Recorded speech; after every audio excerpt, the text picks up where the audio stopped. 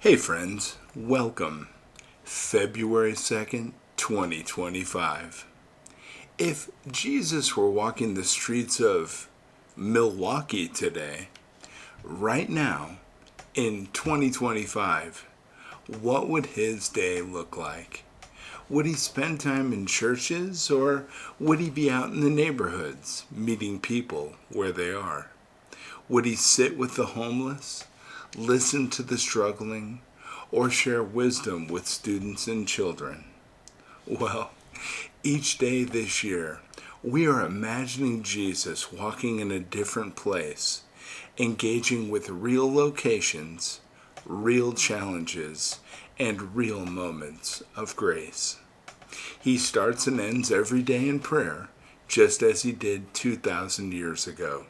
And today, we follow him through Milwaukee, Wisconsin. The city is still waking up. The Milwaukee Riverwalk, a quiet stretch that weaves through the heart of the city, is mostly empty at this hour.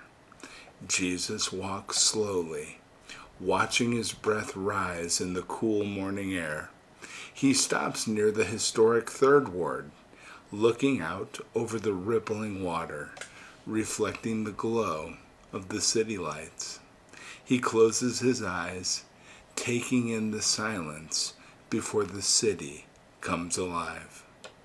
He prays, not just for himself, but for everyone who will cross his path today. Father, let me be a light in the darkness today. Let me see those who feel unseen. Let me hear those whose voices have been drowned out. Let me love those who feel unworthy of love. With that, he rises, dusts off his coat, and begins his walk towards the first stop of the day. Jesus makes his way to the guest house of Milwaukee, a shelter on 13th Street that provides housing and rehabilitation services to those experiencing homelessness. He steps inside, where the smell of hot coffee and fresh eggs fill the air. Volunteers are preparing breakfast, and Jesus immediately joins in. A man named Eddie, wrapped in a worn-out winter coat, hesitates to accept the plate from Jesus. His eyes are wary, as if life has taught him that kindness is often followed by rejection. Jesus hands him a plate and says, "You are not forgotten. God sees you. He has a purpose for you." Eddie stares at him for a moment, unsure how to respond. But as he takes the plate, something softens in his expression just a little. Nearby, a woman named Martha has been weeping into her coffee. She tells Jesus she has lost her apartment after an illness kept her from working. She is exhausted, hopeless. Jesus places a hand on hers. "You are stronger than you know. You will rise from this, and you are not alone." She wipes her eyes, nodding. The room is full of people struggling in different ways, but for a moment, there is a stillness, a quiet peace. Jesus walks to Marquette University, a Catholic university where students are busy heading to Sunday class. He enters the Haggerty Museum of Art, where an exhibit explores the intersection of art and science, two disciplines often thought to be at odds. A group of students is discussing a painting that represents the unseen forces of nature: gravity, magnetism, the mysteries of the universe. A professor explains how the best scientists are also artists in the way they think, combining logic with creativity. Jesus listens, then speaks to the students. God's fingerprints are everywhere, on the canvas and in the stars, in the artist's brushstrokes and in the atom's movement. Science and art are not separate from faith. They are reflections of a creator who made all things to reveal his beauty. The students listen intently, some scribbling notes, others lost in thought. One young woman, struggling with doubt about faith and science, finds a sense of peace in his words. Jesus makes his way to the Discovery World Science and Technology Center, located on the shores of Lake Michigan. Inside, families explore hands-on exhibits, and children excitedly create projects in the Kohl's Design It lab.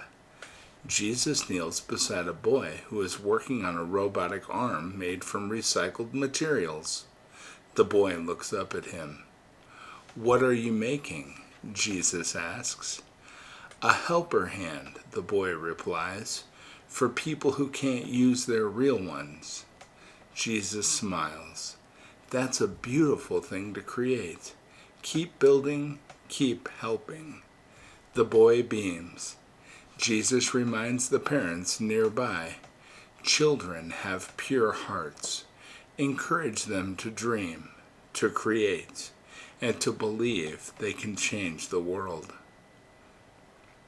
As the sun sets, Jesus makes his way to the Pettit National Ice Center, where the ISU Speed Skating World Cup is taking place. The arena is alive with energy. Spectators cheer, athletes prepare, cameras flash.